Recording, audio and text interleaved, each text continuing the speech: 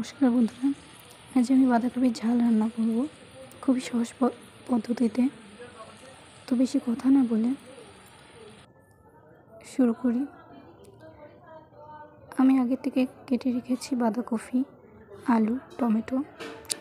আপনারা চাইলে আলু দিতে পারেন। আমি আলু দেব। কড়াই বসিয়ে দিয়েছি গরম হওয়ার জন্য।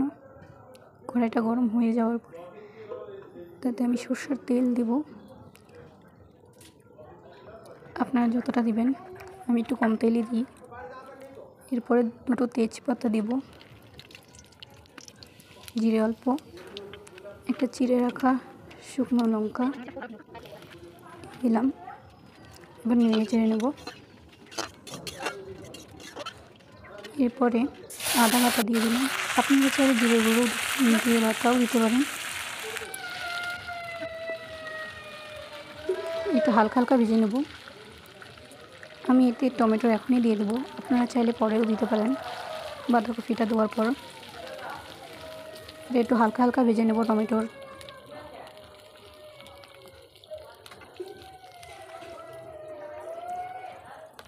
এতে একটু কালার হওয়ার জন্য আমি এখন চিনি দেবো অল্প,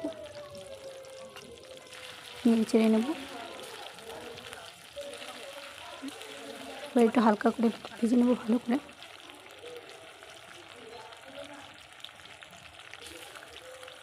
টমেটোটা একটু কালার চেঞ্জ হওয়ার জন্য একটু হালকা ভেজে নেওয়াটাই খুব ভালো, বেশি ভাজা করলে ভালো লাগবে না।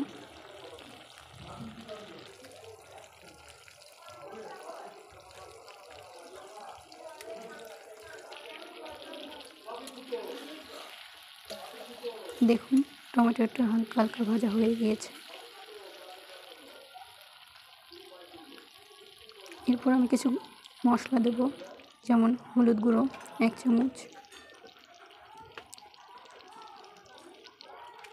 জিরে গুঁড়ো 1 চামচ, লঙ্কার গুঁড়ো 8 চামচ,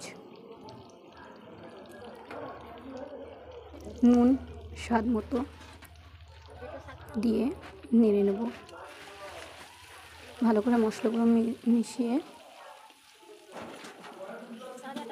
হালকা হালকা আঁচে ভেজে নেব। বেশি আঁচ দিবেন না, কারণ মশলা পড়ে যাবে। এতে আঁচটা। এরপর বাঁধাকপি দিয়ে দেবো, কুচিয়ে রাখা আলু শুদ্ধ।